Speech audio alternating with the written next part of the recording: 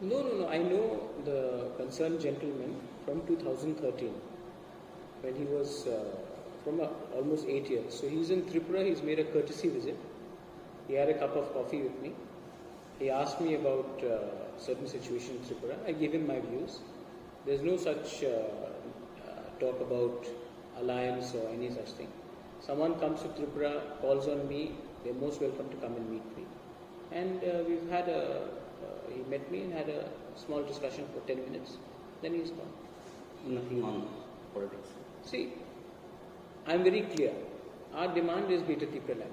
Anyone who gives us this in writing, whether it is BJP, Trinamool, Congress, fine.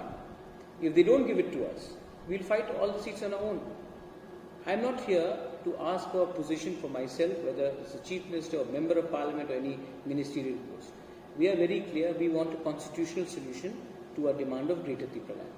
Now, if any political party wants to give us any assurance, it cannot be on a personal favor. It has to be in writing, so that at least I can go and show to my Triprasa people that this is what they are assuring us. Without anything in writing, I am not ready to talk about alliance with anybody, any political party. So, but again the question comes, some of the parties from outside are also coming, which are not national party. You have been always against the national party. They have their own agenda, particularly on CIA and NRC. Since TMC is a party which to some extent have differences on the CA and NRC, they have some issues, but everything does not go by. My stand is very clear. I want Greater Tripura land. I want the Greater Tripura land under a constitutional solution. Now, if any political party, if they are interested in having any alliance with us, they have to give this to us in writing that they support our stand.